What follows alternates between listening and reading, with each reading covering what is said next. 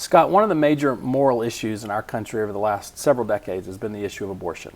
And in a Christian perspective, these are human beings that are alive in someone's womb that are being murdered while they're still in their formation. And of course, it's a raging issue, as you well know, in our country. One more recent manifestation and trend has been something called an after-birth abortion. What exactly is that? What's going on in those particular kinds of cases? Well, it's the newest euphemism for infanticide. Mm-hmm. And where it's coming from is certain scholars in the bioethics community, I think, they're drawing a logical conclusion from a flawed premise. Mm-hmm. What they're arguing is that there is no morally relevant distinction that birth makes mm-hmm. in what kind of a thing an unborn child is. Mm-hmm. That birth is simply a change of location that actually has nothing to do with actually what kind of thing an unborn child actually is. Mm-hmm. And I think that conclusion is basically right.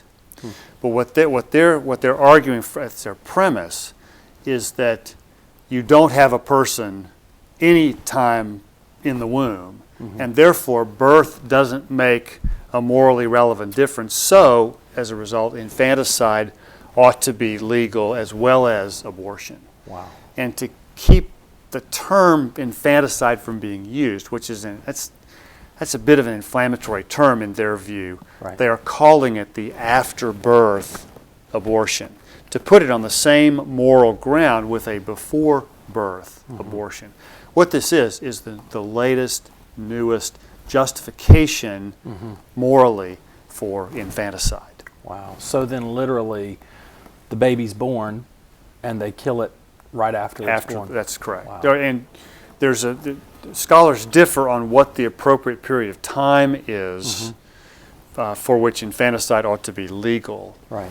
Some, like Peter Singer, for example, have said, he's been saying for years and years before this term was coined, right. that infanticide ought to be legal up to the first 30 days after birth. Wow. And if you take his criteria consistently as functional criteria for what constitutes a person, you mm-hmm. could probably extend it well beyond the first right. 30 days. Right. But this is the first sort of, and Singer and others they've been considered sort of outliers mm-hmm. in the bioethics community. This stuff that's been published in the last 2 years mm-hmm. Is by people who are much more in the mainstream of the bioethics community. And it's the mm-hmm. first, I think, significant effort at justifying infanticide. So, that sounds absolutely horrible.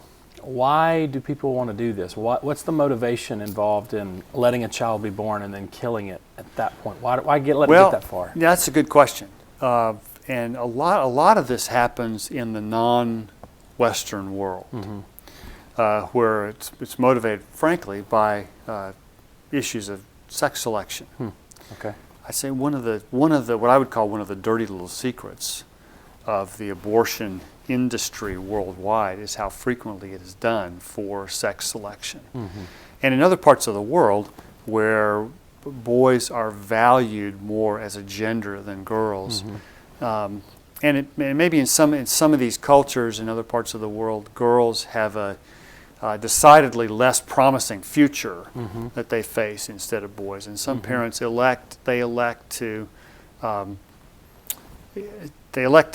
commit infanticide rather than condemn girl mm-hmm. children to the fate that they would have in that particular culture.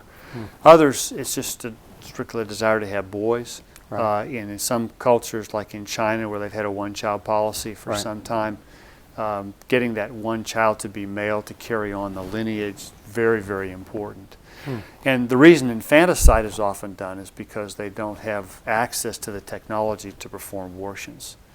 And so various forms of infanticide are practiced in other parts of the world that range from simply exposure mm-hmm. to the elements to, there are a wide variety of ways in which that's done. Mm. The Economist magazine did a series on this about a year ago. They estimate that since 1970, more than 100 million baby girls have either been aborted, have been victims of infanticide or have otherwise gone missing, presumed to be dead. That's a staggering number of young girls, which does not bode well for the gender imbalance in those parts of the world already. Right. But what I wonder is where are the feminists on this? Right. If I were a feminist, I'd be outraged at this. But the criticism has been somewhat muted because there's a cross purpose at stake with their views on abortion. Right. So realistically, what can Christians do about this? Are there particular strategies, plans? How should we look at this? One, I think, is just that we educate ourselves and our culture about the after-birth abortion. Now, infanticide is still illegal in the United States, but I find it very interesting that even something like the born alive rule, which is the law in every state that I'm aware of, which says that if an abortion is botched, you have to give, and the baby's born alive, you have to give the baby every opportunity to survive. You can't then commit infanticide. The fact that would even have to be debated was, I think, a shock for a lot of people. Right.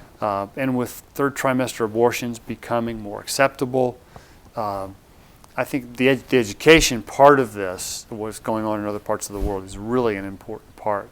And then I think the charge for the church and for those of us who are involved in this is to continue to hold the line on the full personhood of the unborn from conception forward.